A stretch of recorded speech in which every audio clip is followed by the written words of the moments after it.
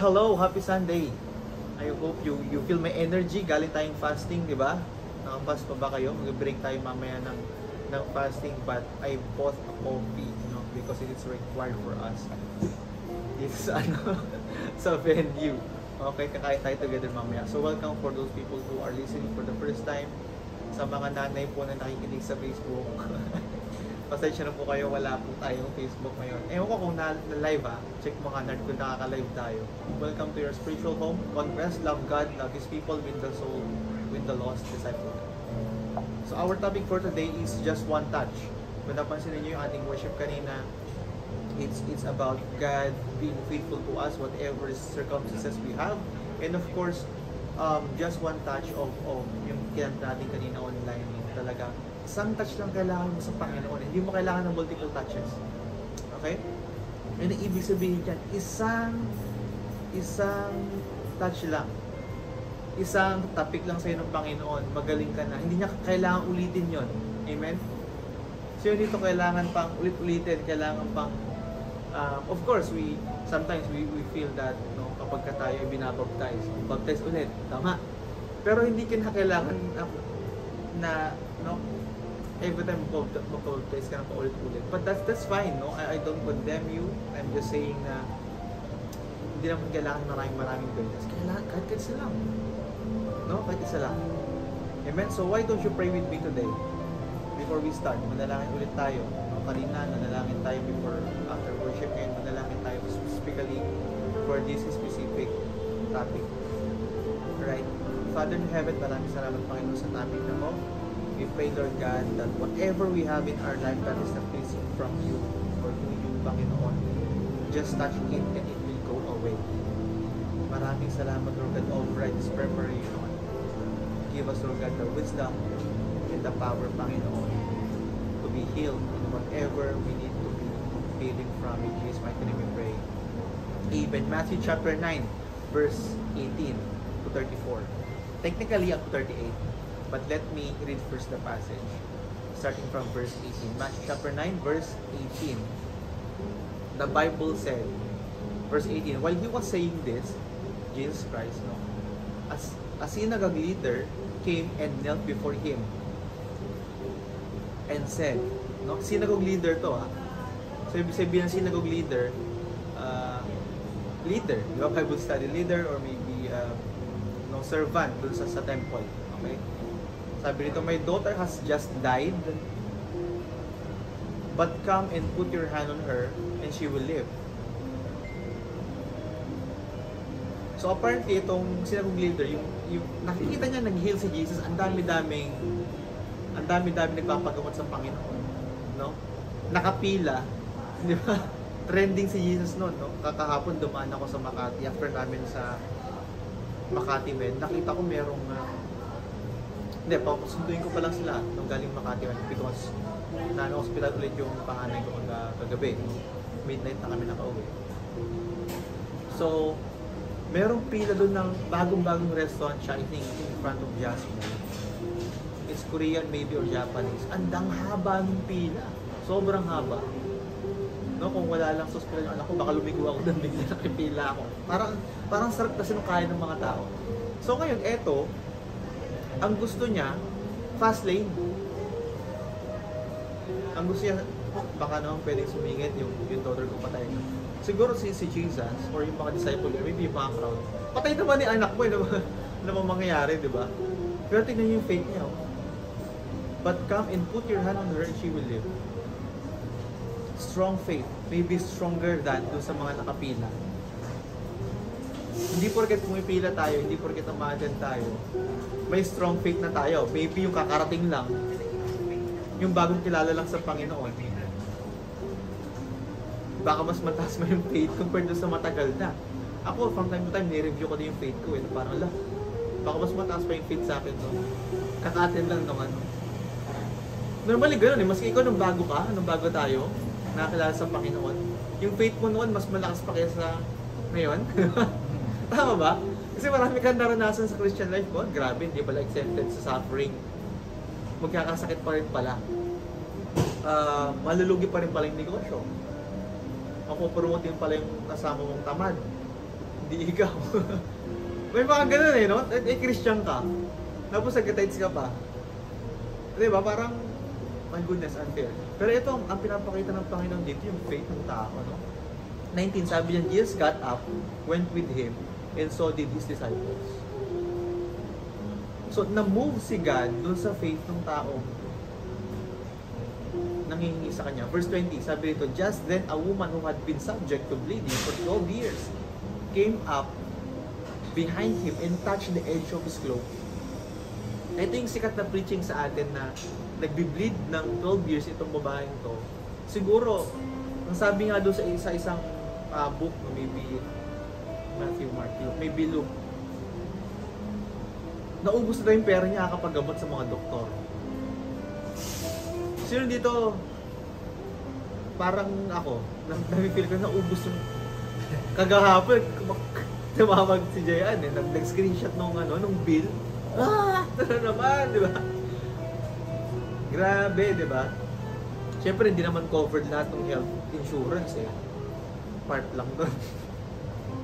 Grabe, kakatapos lang namin sa New Year na di ba? 1 week! Grabe, imagine nyo kung So, naubos yung pera niya. Nafe-feel ko yung itong woman na to, itong nag-bleed. Doon sa, at least doon sa, hindi naman po ako nag-bleed, no? Pero yun nga, nag-bleed yung wallet ko. Diba? Sa 12 years, grabe siya yun, dinudugo yung wallet ko ng 12 years. 12 years ka na ito yung sabihin nito mga kapatid, 12 years ka na nag-work, duguan ka pa din. yung bill kapag Paris kahapon, pumunta ako. Kahapon ba yun? Nagpakapit ako ng aircon dun sa condom nilipatan namin ni Jayan. Dumating agad yung electric bill. Wala pa. Kabit ko pa nga lang, kakasindi ko pa nga lang, may bill na agad, di ba? Wala naman. I mean, sino dito naka-late niyan? No? Yung baon mo, kulang yung baon mo, naglalakad ka. I feel that way before. From RTU to Guadalupe, nilalakad ko yan. Pauwi. How many kilometers? Maybe 2 or 3 kilometers. Layo. Sa verse 21 sabi dito, and she said to herself, if only I touch his cloak, I will be healed. Grabe yung faith. Kanina, yung sinakog leader, patay na yung anak ko. Pero alam mo, Lord, hawakan mo, mabubuhay yun eh. Ito naman, yung woman, hindi siya yung sadya ni God eh. Si God naglalakad na ng ibig si Jesus. I mean, so, alam niya yun for sure. Pero yung merong woman doon na, baka ito na yung first and last time na dumaan sa akin si Jesus. Para encounter. Parang one verse. Baka, parang invitation. Paano kung yan na yung last na invitation pala sa'yo? No, paano kapag itong woman na to, ito lang darating sa kanya si Jesus, dadaan for the first or maybe last time. Pag hindi ko ito nahawakan, ang ganda dahil baka wala na akong mapagamot eh. Pero hindi siya yung sadya ni Jesus. Yung bubuhayin niyang bata. No. Mali. Walang coincidence kay Jesus. No? Nakikinig ba kayo? Okay, I'm just testing if you are listening. Kasi ang sinasabi ko kanina, hindi siya yung sadya, di ba? Apart dun sa kwento, sa passage, hindi naman talaga siya yung sadya. Yung sadya ni Jesus, oh, tayo ako kasi patay yung anak niya eh. Lakad ako. Bigla akong tinatch nung... Maybe, alam naman talaga ni Jesus eh. Kaya siya dun dumaan kasi meron na kailangan dun. Kaya ka in-invite kasi nangangailangan ka. Baka ganun. Right? Tignan natin, tuloy tayo. Verse 22, Jesus turned and saw her, take heart, daughter. He said, your faith has healed you. In other version, hinahanap pa niya. Kaya nung pa yung disciple niya, sino humawak sa akin? Lord, stampede dito, sino humawak sa iyo? Haller. Pero sabi ng Panginoon, dito, no? Na-shortcut eh. Your faith has healed you. And the woman was healed at that moment. Yung sinabi ng Panginoon, yung faith mo, nahil ka. Verse 23, when Jesus entered the synagogue leader's house, he saw the noisy crowd and people playing pipes. I don't know about your province, pero sa province kasi namin, uso yung musiko pagpatay, lalo pag last night na. Normally yung gantong musiko, alam niyo yung musiko ng patay, malalaking pipes, tama, may drums, minsan may piano pa, may kumakanta pa. Nag-celebrate. Nag-celebrate sila kasi iniisip nila na pumunta na sa langit yung anak ko or yung taong namatay. That's why they are celebrating. Normally last night po, lilibing na pala halos yung anak. No, ano kayo iniisip mo sinagog leader dito? Nung namatay anak niya, siguro balungkot siya, kaya na siya humingi ng tulong. Tapos nung first night, no, inabot pa ng magla-last night bago siya humingi ng tulong kay God. Parang, so yun ito ganun, no? Yung lalapit ka lang kay God kapag ka, diba, sagad ka na eh. Pero hanggat kaya pa lang talino mo, hanggat kaya pang solusyon mo sarili, hindi ka pa lumalapit kay God. Pero alam niyo, sabi nito noisy crowd, merong gustong gawin si God sa buhay natin, pero may noisy crowd eh. Ang ingay ng notification, nagbabuzz palagi. Merong noisy crowd, merong noisy world sa atin. People playing pipes. Yung mga noise na yan, negative yan. Look what Jesus did, no?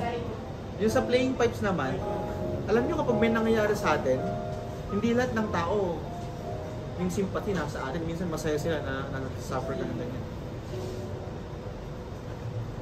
Kaya nga minsan, hindi minsan, palagi, may nakita ka na bang tao nagpo-post social media ng negative things? Ipinost niya ba yung taba niya? Yung ganun niya? Hindi, di ba? Yung post niya pag may before and after na. Yes or no? Tama? Sino ba nagpo-post sa social media sobrang daming tigyawan? Katulad ko, di ba ngayon? Buti nga, bubaba na. Wala naman eh. Magpo-post ka lang ng before and after. Right? Magpo-post ka lang ng mga gandang bagay sa social media. Kasi bakit? Kasi alam mo sa sarili mo na marami naman dyan, di naman, I will pray for you. Woo! Di ba? Cry, hug. Talaga ba, masaya ka? Kapag nahihirapan ako. May ganun eh. Kaya sabi ni Jen sa akin, huwag natin i-post yung nangyari ng New Year. Sabi ko, post natin yan. Bakit? Ipo-post lang ba natin kapag maganda yung nangyari? I-post natin yan. Diba? Ang ganda nga na nangyari. Na-hospital tayo, nag-New Year tayo. Maraming tao nag-worship kasi masaya. Tayo nag-worship kahit nahihirapan.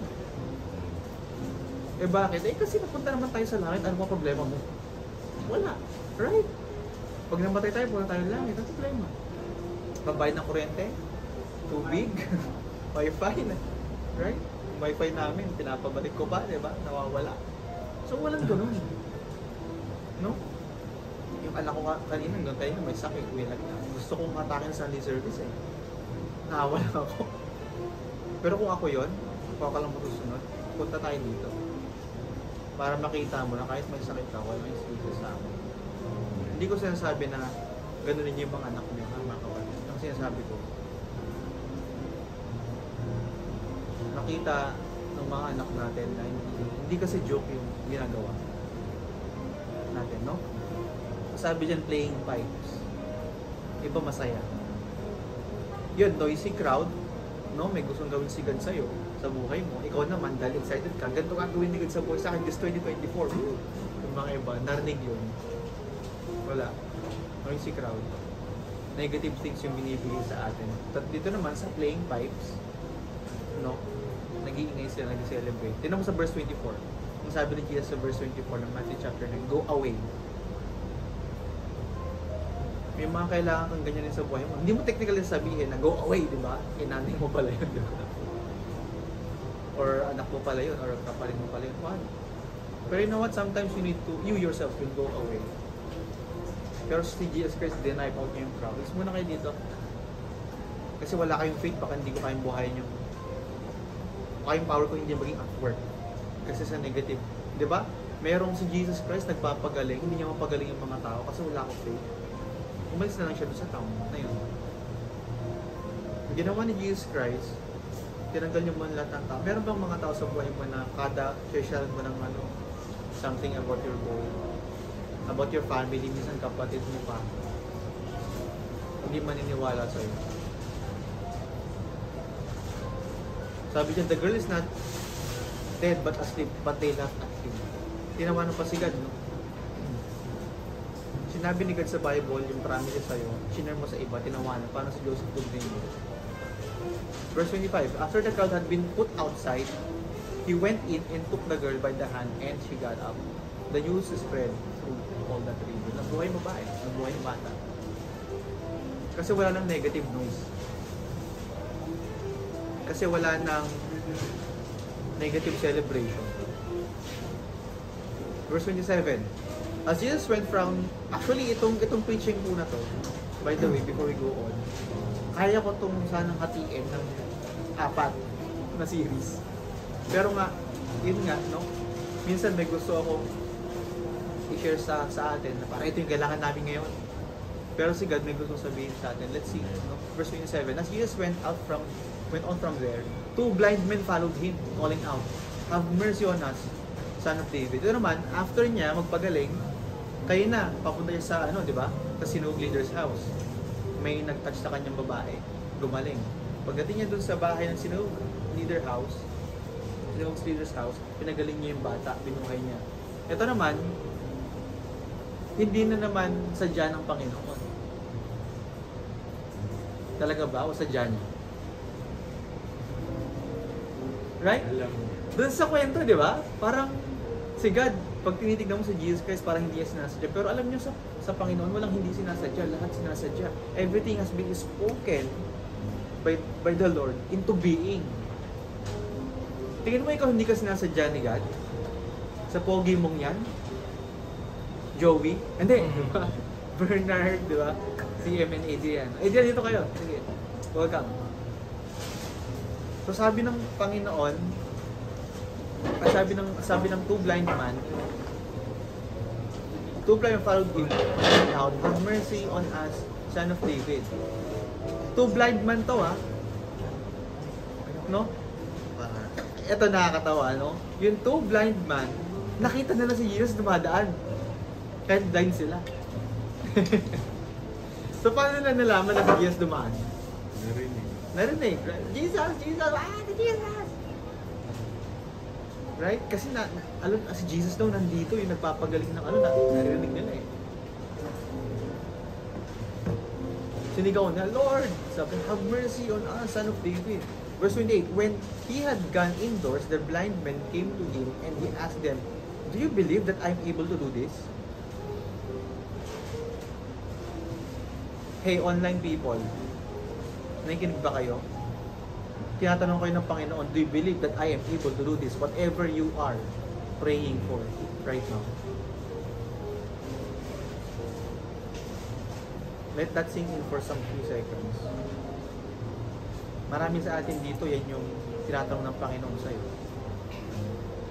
Hindi nangyayari yung prayer mo, pero yun nga, do you believe that I'm able to do this? Ito yung sagot ng 2 blind men. Yes, Lord, they replied.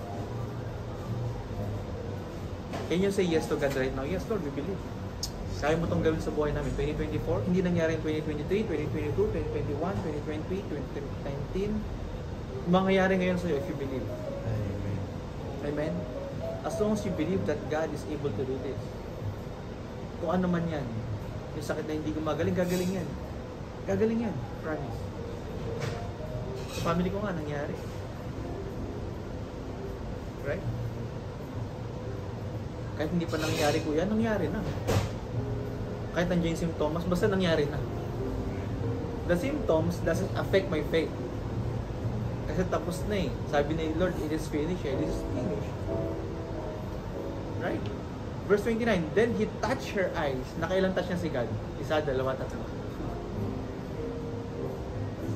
And said, their eyes, and said, according to your faith, let it be done to you. Yung babae kanina, according to her faith, it's done. Right? Minsan yung faith natin, yun yung nagde-determine ng kagalingan natin, ng prayer items natin.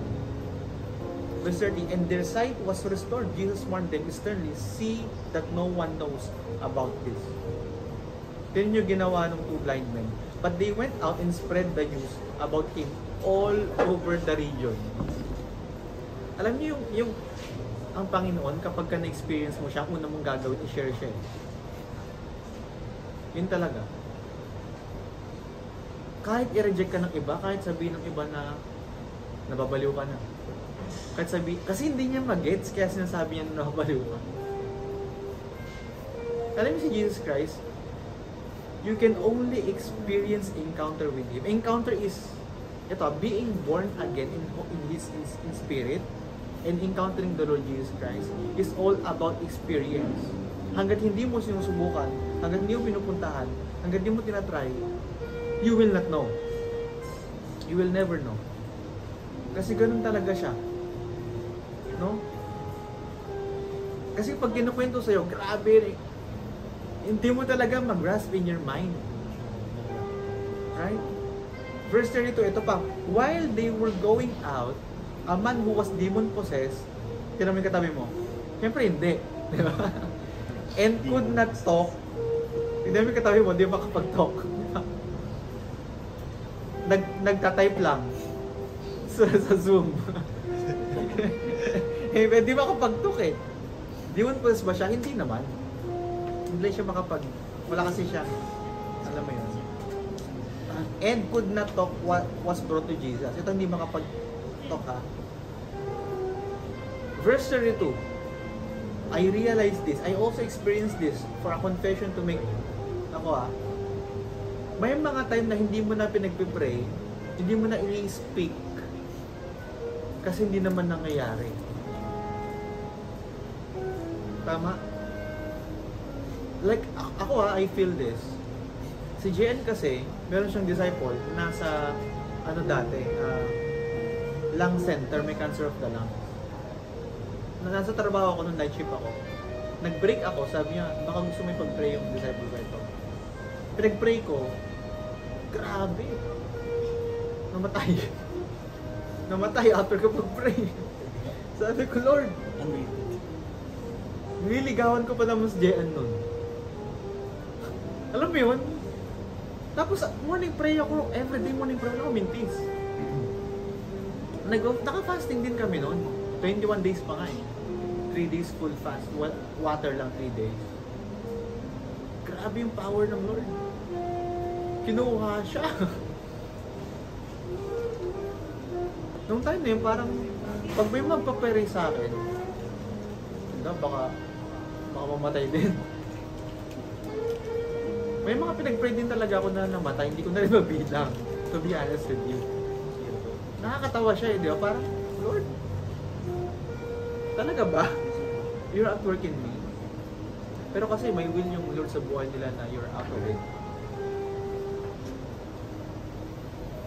I'm not judging, kasi baka kapag gumaling siya, bumalik ulit sa bisyo, kinuha na ni God, baka hindi na makabalik sa bisyo. Prayer, answer. Right? Baka magkasala siya ulit, hindi makapag-repent, mamatay, habang ngayon nag-repent pa at may sakit, kunin ko na, langit na.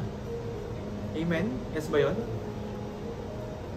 Kasi yung wisdom ng God, dati mag-exist. Pero you know what? Pag dumating sa time na hindi ka na makapag-speak, there is a demon at work.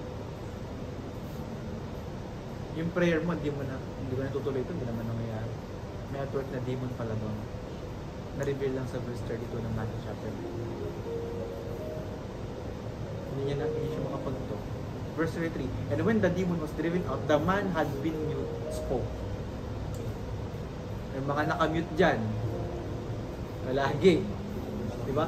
The crowd was amazed and said, nothing like this was never been seen in Israel. Verse 34, but the Pharisees said, it is by the prince of demons that he drive out demons. So mga Pariseyo, inggit, ayaw pumikit. Diba? Sabi nila, ito mga Pharisees, mga master nila yung Bible, di mo kayang talunin sa debate to. That is the problem kapag religion lang yung meron ka, awayin mo yung mga Kasi yung religion kasi, hindi kasi talaga religion talaga eh. Biruin mo sila, master nila yung Bible, ha? So, anong nangyari? Inaaway pa nila si Jesus. Ito si Jesus, nagpapagaling, bubuhay ng patay. Tapos yung mga Pharisee, hindi biblical yung ginagawa niya. Pero siya yung Bible, siya yung Bible mismo, si Jesus Christ. Right?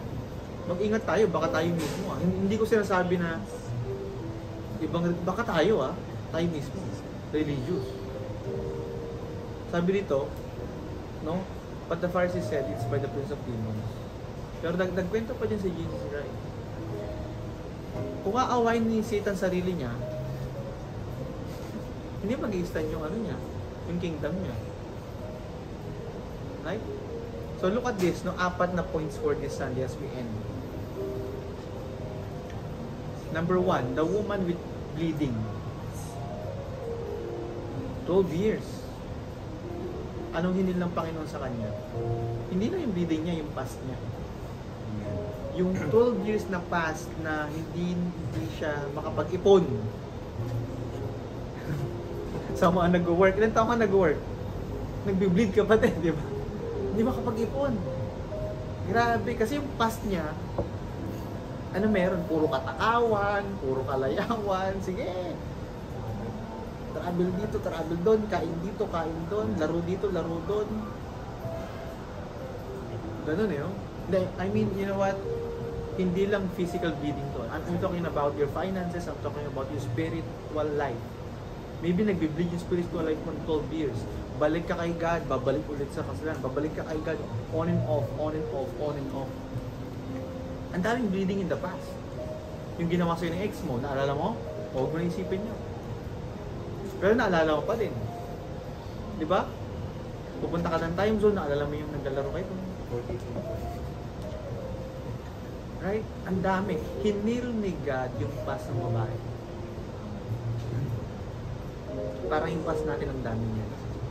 Yung mga kasalanan natin kahapon, nung isang buwan, kanina, papunta rito. Right? Number 2, the dead girl. Anong hinil niya? Spirit. Spiritually dead. Yung girl. Yung woman, siya mismo, yung nag-workout para sa sarili niya. Yung faith niya. Yung sa dead girl, kasi nga dead siya, physically, hindi niya kaya lumapit kay God. Sinong lumapit? Yung tatay niya. Is it possible na ikaw yung gagamitin ng Panginoon sa ibang tao? Kasi tingnan mo ang spiritually dead person, normally ganito, paano malalaman? Ito physical death Pero I'm seeing here, God is impressing to us right now, na hindi physical death yung pinag-uusapan dito. Spiritually dead as well. Spiritual death. Tignan nyo yung mga tao ba na hindi kilala si God, lalapit kay God o hindi, hindi niya kilala Kaya nga sabi ni Paul, sinong maniniwala kung wala nag-preach sa kanila? Sino mag-preach kung hindi tinawag ni God? Diba? Tapos sinabi ni Paul, how beautiful are the feet of those who bring good news. Sabi dito, hindi kaya yung tao hindi naniniwala kay God, hindi niya kaya lumapit kay God kasi hindi nga siya naniniwala. Sino gagamitin? Yung tao naniniwala. Right? The dead girl, spiritually dead.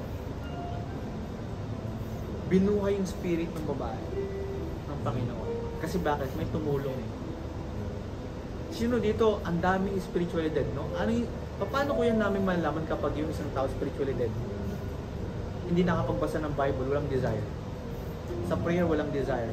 Bible study, wala rin ganung desire. No, we don't judge those people kasi lahat naman tayo galing dun Like ako dati, akala ko yung mga nagbabasa ng Bible lang, yung mga mahihinang nilalang. Kasi ako, malakas ako, lagi ako nag-rosaryo ako. Ako yung leader ng rosary sa bahay. Tapos kapag kayo hindi nagpaparticipate sa rosary, feeling ko pumunta na yung perno. Ganun, ako ka-religious nun. Right? Number 3, the 2 blind men. Anong hinil ng God? Vision. Yung wala nang makita sa buhay. Wala nang dinangarap. Wala nang pangarap sa buhay. Ayaw nang mangarap. Right? Okay na sa kanya yung ganitong buhay. Wala nang vision. Wala nang nakikita. Alam niyo yung pinaka nakakaawa sa lahat? Yung walang vision. Like ako, Lord, give me vision. Give me vision for conquest, give me vision for the business, give me vision for my family. Gusto ko dito kami titira. Gusto ko yung conquest ganito na. Gusto ko, Lord God, yung mga inaalagaan natin sa conquest, mag-alaga na din ng iba, mag-grow. Kasi kapag blind ka, hindi ka makakilos, doon ka lang. Hindi ka makamove. Yung future din yan eh, hindi ng Panginoon yung future ng mga blind man. Di ba kapag nakita ka ng bulag, parang isipin mo, wala na tong future. Tama? Kanina yung past. Ngayon yung future mo. Nakita niyo yung chronological order, ang ganda ng passage.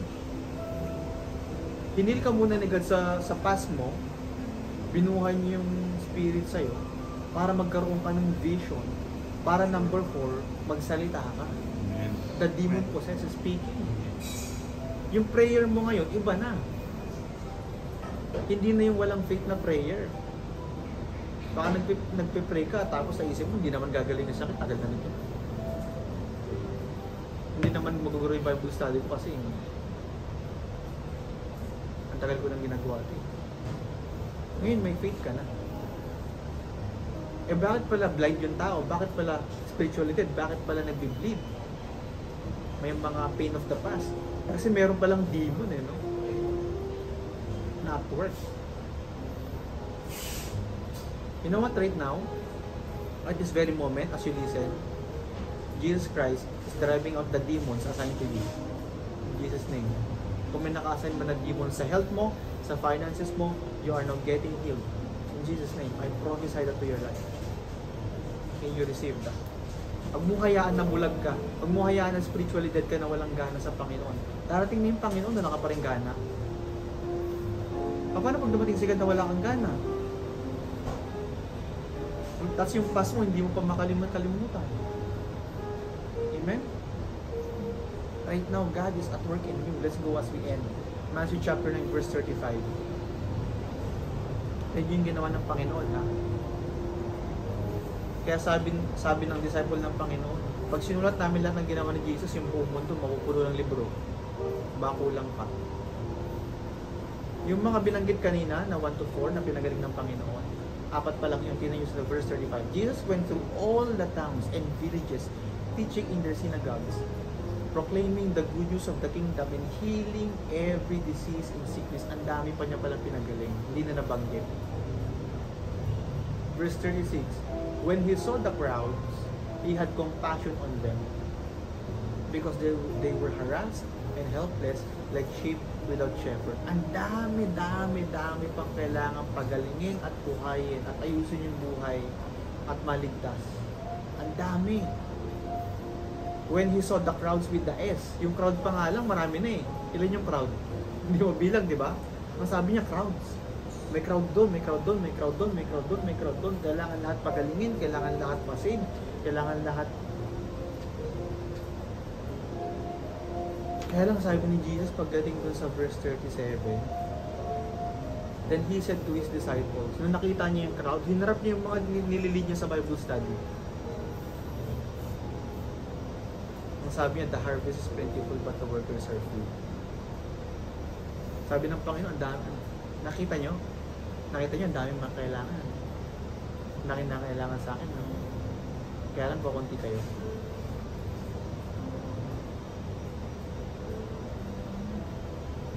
Ang daming mga tao, yung past nila, inalipin na sila.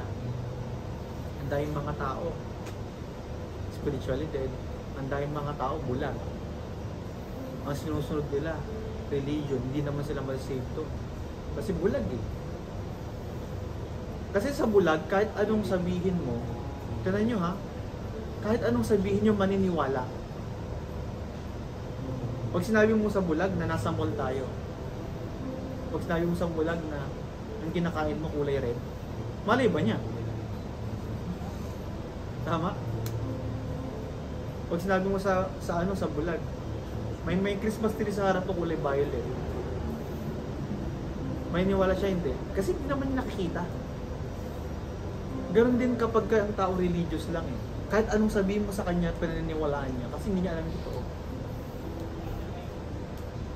Kaya kapag sinabi mo, yung truth, kasi Bible is truth, eh, absolute truth. Hindi mo pwedeng banggain yung Bible kasi pag binangga mo siya, liar ka na. Kasi absolute truth eh. Eh yung mga taong hindi nagbabasa sa Bible, kahit anong sabihin ng leader o sa religion, paniniwalaan niya kasi hindi naman siya nagbabasa ng Bible, mga kaliban niya. Spiritually blind. Ang daming inaalipin ng past, ang daming spiritually dead, ang daming blind, wala ng vision sa buhay. Number 4, ang dami ng ano yung number 4 natin kanina? Speaking, hindi na nagpe-pray, wala ng faith. Hindi na sinishare si God. Sabi ng Panginoon sa verse 38, ask the Lord of the harvest, therefore, to send workers into his harvest field. Ano mo sabi ng mga disciple? Tulungan natin si Jesus. Tingin nyo si Jesus pagod na dito? I mean, napagod siya. Kasi tao rin siya eh. This time, napagod din. Right? Pero hindi sinasabi ni God na pagod ako yun. Ang sinasabi ng Panginoon, baka gusto nyo akong tulungan.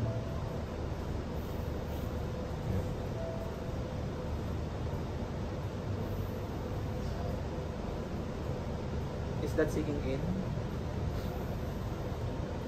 Baka gusto nyo akong tulungan. Kasi ang daming nangailangan.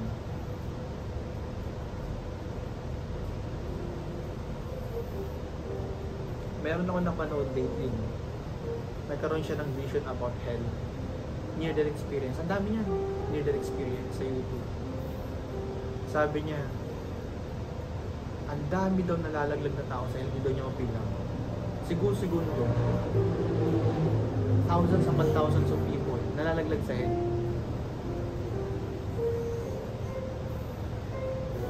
Nakakalungkot yun, ano?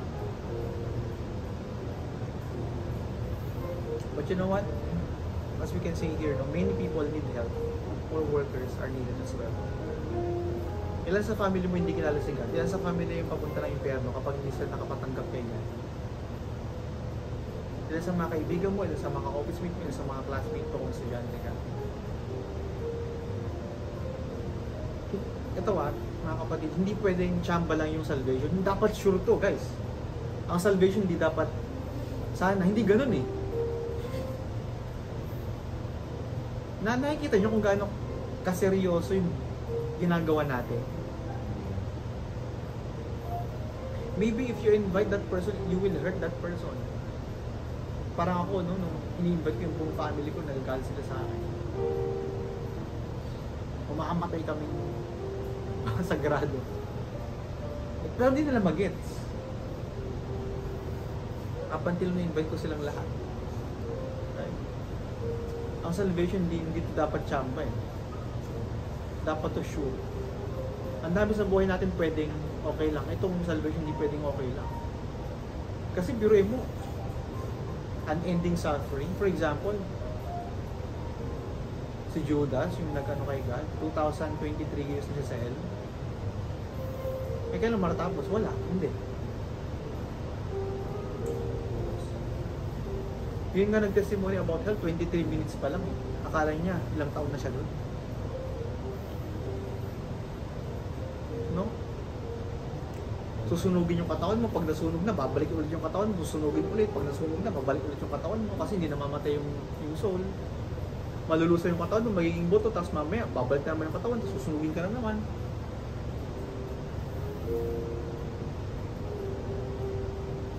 Last thing is this as we end. Are you willing to be one of the workers for the kingdom of God? Are you willing to be one of the workers for the kingdom of God? No? Last week, ang topic natin na binigay sa atin ng Panginoon, be fruitful in increase in number. Increase in number in your finances, increase in number in your, not in your weight. Increase in number in the people that you are bringing to God. Increase in number in your what? In your earnings, in whatever God has been entrusted to you. Yung savings po dapat lalaki yan kasi savings nga eh. Hindi yung stagnant, savings. Right? Investment po dapat lumalaki yan, dinadagdagan mo. Kasi nga, pinagkatiwala sa'yo ng Panginoon yung investment na yan, yung savings na yan, yung anak na yan, yung katawan mo na yan. Alagaan mo rin katawan mo. Kasi hindi biro yung gagawin mo para sa kingdom ng God. Yung iba nga dyan eh, alagang-alaga sa katawan, hindi naman nagko-contribute sa kingdom ng God. Ikaw pa? Right? Hit the gym, take supplements, eat healthy. Kasi bakit? Para masubuhay ka na mas mahaba, para mas marami kang madala kay God. Yun yung sinabi rin sa akin ng Panginoon recently. Now, are you willing to be the workers? Before we end, let's read this passage. Balik tayo ng isang chapter. Matthew chapter 8, verse 18 to 19. Matthew chapter 8, verse 18 to 19. Sabi sa verse 18, when Jesus saw the crowd around him, he gave orders to cross the other side of the lake. Verse 19, then a teacher of the law came to him and said, Teacher, I will follow you wherever you go. Parang tayo. Lord Jesus, I will follow you. I will give up my life. Sabi ng Panginoon sa kanya, Jesus replied, foxes have dens and birds have nests, but the Son of Man has no place to lay His head. Join ka sa amin, wala kami venue, bro. Wala pa kaming venue. Kung gusto mong mag-join sa amin, wala pa kaming venue, great. Pagtsatsaga mo natin yung wala. Pag nagkaroon kami ng venue, kung gusto mong umaten kapag may venue na, okay lang naman din. Sana kapag nagka-venue kami, hindi pa dumating si God. Kasi pag inabutan ka, magsimba ka muna sa aming mga venue, okay lang yun. If the venue is what matters to you. Kasi baka gusto mo malamig, may upuan, marami po kami nun eh. Lalo na nung nasa BGC, grabe. First Sunday noon, January 1, ang lakas ng ulan na nasa labas kami. Takbuhan kami, o dala yung laptop. You know what? God saw it. And He was smiling.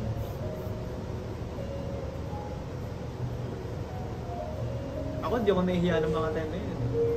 Sa iloob-loob ko, nahihiya ako. Kila Rans, kila Jessica, kasi basa-basa sila sa ulan. Yung anak ko, nabasa din eh. Dala-dala nila si baby. Pero nakita ng Panginoon, nawalan sila, kailangan nila ng venue. Yung devil naman, na-expect i-give up kami. Eh hindi. Sorry, di ba? Pero alam niyo, sabi dito, hindi tumuloy eh. Lord, I will follow you. Teacher of the law to, master yung Bible. Sabi niya, Lord, I will follow you. Nakita niya, gumaling yung nabuhay pala. Lord, grabe, ikaw yung Messiah, I will follow you. Kaso wala akong tirahan. Naglalakad-lakad lang ako lang sa wilderness, nag-pray ako sa mountain, mag-ilang. Gusto mo ba ng ganitong buhay? Nagulat siya. Ay, ganun po ba? Ang ganda pa naman sa bahay, kakakabit lang ng aircon. Mainit sa wilderness. Tapos may fasting kami, kaya mo bang gano'n? Eh, mahilig ka sa samgyup. Hindi mo na ako pa-participate sa fasting, hindi kaya i-follow si God. Eh, may prayer kami. Mag-evangelize kami. Okay lang ba sa'yo, no, na nahihiya ka sa gano'n? Kasi ang dami niyan mga kapatid. Pag sabi mo, Lord, I will follow you. It's not just, baka based on emotion yan. Parang ito, hindi siya tumuloy. Tignan mo, sa verse 21, another disciple said to him, disciple to yung isa, nag-Bible reading, parang tayo. Yung isa disciple. Sabi ito, another disciple said to him, Lord, first let me go and bury my father. Ang sabi ni Jesus, but Jesus told him, follow me, ngayon. Let's pause. Sabi ng Panginoon, follow me right now. Baka hindi ka na magkaroon ng ibang chance. Right now. You only have now. You don't have later, you don't have tomorrow. Kasi baka later yung MRT malaglag sa, hindi naman sana. Hindi ko sinabi malaglag sa EDSA. Baka malaglag, hindi ko alam. Sinabi ko lang. O baka pag sagdan, madulas ka dyan. Hindi natin alam eh. Ang gabi ako, for some reason, dahil maganda yung topic natin, kung ano-anong ginagawa ng devil, attack yung health ng anak mo, di ba? Pero wala eh. Tapos susunduin ko sila, muntik ng, may motor na dumaan, bigla pa ganyan, tapos yung motor biglang promeno, muntik ko salpukin yung motor. Na naman, di ba? Yung taxi bigla takaliwa, promeno na 40 lang yung takbo ko.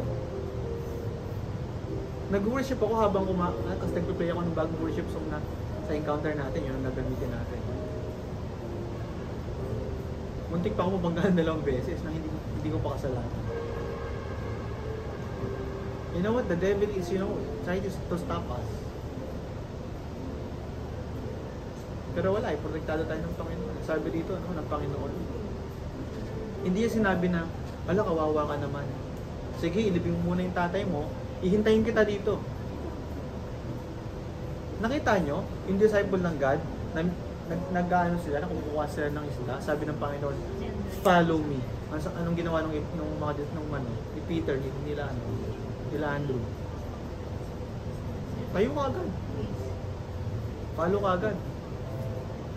May family pa si Peter, nabasa ko si Peter sa New Testament, may biyanan. Sabihin may asawa. Hindi man lang tinanong ni Peter yung asawa niya kung okay lang mag-full time sa ministry. Wow. Hindi sinabi ni Peter na, Lord, paalam muna ako sa ministry ko kasi alam naman. Grabe. Grabe. Si Matthew, nasa tax collector, no? Grabe yung, ang dami niyang pera. Sabi ng Panginoon Matthew, follow me. Kailan nag-follow si Matthew? Instant. Kaya sabi ng Panginoon dito, follow me, let the dead bury their own dead. Hayaan mo yung patay, libing niya sarili niya. Huh? How? Is God making fun? Or is God being serious? Mga kapatid, if you will not follow the Lord now, at this very moment of your life, you will not follow Him later. That's true. Yung mga taong tsaka ko na yung follow si God, bata pa naman ako eh. Di ba mas maganda habang bata ka, pina-follow mo na sila? Parang mga pagkakamali na plinano mong gawin. Nakaplat eh. Hindi na matuloy. Kasi ako, sinira ni God yung plano ko sa buhay.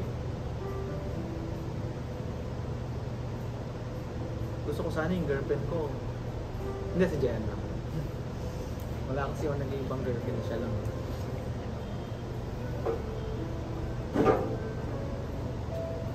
Grabe, marami tayong plans sa buhay. Na hindi natin tutuloy. Kasi nga, si God, nandiyan na. Amen? So lastly, are you willing to be one of the workers of the kingdom of God? Kahit tagal. Kahit na mahirap. Kahit may problema ka. Grabe, kailangan mag-lead ng Bible study kahit ako may problema sa sarili. Kailangan mag-encourage ng iba kahit ako may problema sa sarili. Kailangan ipag-pray yung iba kahit yung answer, yung prayer ko hindi pa answered.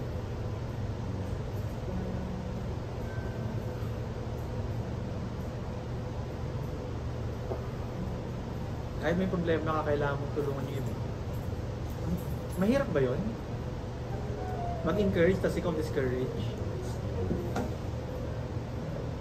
Pag-pray mo yung prayer items ng iba tapos yung prayer mo hindi pa answer. Pag i-pray ka ng healing, merong namatayan ka.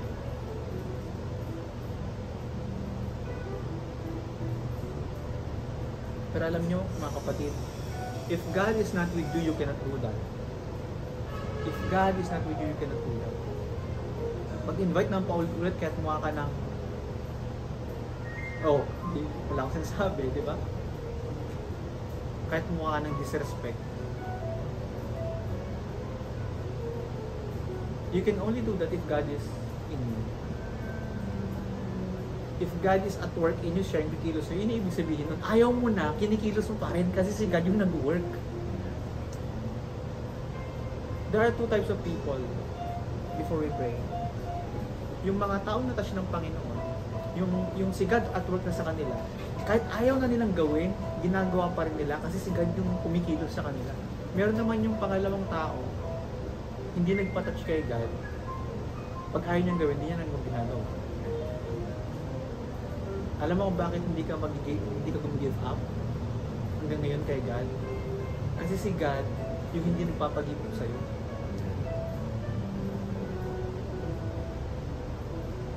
Ang daming beses gusto natin give up, tama? Pero si God yung hindi pumapayag. Hindi papayag si God na sumuko ka na lang. Hindi papayag si God na mawala ka. Sa sobrang pagmamahal sa'yo ng Panginoon, He cannot let you stay that way. Why don't we close our eyes and let's pray?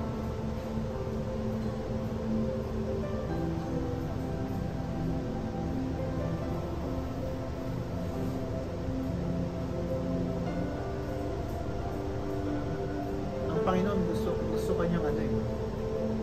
kanyang gusto niya ma-overcome yung mga bagay na hanggang ngayon sinasuffer mo pa from your past. Baka yung sarili mo nga hindi mo pang mapatawa-patawan, pero pinatawad ka ng Panginoon, right? Come on, let's close our eyes. Lord, thank you for healing our past totally, Panginoon. You said in your word, for there is now no condemnation for those who are in Christ Jesus, in Romans chapter 8 verse 1. And you said, Lord, in your word, whoever the Son sets free, he is free indeed. Lord God, thank you, Lord God, that we are not condemned, that we are loved and graced and mercy and saved. That we are, O Lord, set free from our past sins. Maraming salamat, Lord God, for the life that you have given us. The life, Panginoon, na binigay niyo sa amin. That we have a new self, a new heart, a new mindset, a new year, Lord God, to do the things that you have prepared for us. Thank you, Lord, also for making us alive again. That we were spiritually dead, Lord. Wala kaming gana mag-Bible reading, wala kaming gana mag-participate, wala kaming gana attend ng Bible study, wala kaming gana sa iyo, Panginoon. It's okay that we are not praying. Lord, thank you, Lord God, for giving us, Lord God, the appetite to grow, Lord God, near to you. And Lord, thank you, Lord God, for healing, Lord God, our mouth, for healing, Lord God, our prayers. Na ngayon, Panginoon, we will speak again by faith. We will not speak out of doubt, out of fear, but we will speak, Lord God, our prayer items by faith. Come on, right now, whatever you are thinking right now, hindi pa nangyayari, hindi pa talaga ng prayer item mo na yan, that God bring you faith. Maniwala ka ulit. Na maging malakas ka ulit sa prayer mo. Na pag-pray mo ulit yan, yung mga pangarap na yan, yung mga healing na yan, yung mga prosperity na yan, yung mga healing na yan sa Panginoon. Simple, malaki, maliit. Give your faith to it. As if your life depends on the faith of God. And it really is. Lord, forgive us in times, Panginoon. Nananalangin kami, Panginoon. Mananalangin lang. Pero Panginoon, right now, after this service, lahat ng panalangin namin, Panginoon, puno-puno ng trust, puno-puno, Lord God, ng faith, Panginoon, sa iyo. Lord, we thank you so much for everything. I declare, Lord God, freedom from all those people, Panginoon, na alipin ng past. I declare, Lord God, being spiritually alive. Sa mga tao, Panginoon, na nawala ng gana sa'yo ng hinang. I declare, Lord God, vision for those people who don't see anything in their life anymore. I pray, Lord God, that you give them vision. Open, Lord God, their spiritual eyes, na makita nila na maraming nangangailangan sa kanila para pa-save, para gumaling, para mabuhay ng ulit, Panginoon. Ipakita mo sa amin, Lord God, na maraming nangailangan sa amin. Give us, Lord God, that vision, that we can also do great things for your kingdom. More than attending, Lord God, more than listening, more than taking in, Panginoon, we will also share you. And Lord, thank you, Lord God, for the life that you have given us. Still breathing, still, Lord God, our hearts beating. All the glory and honor and praise goes to your mighty, mighty name. In Jesus' mighty name we pray. Amen.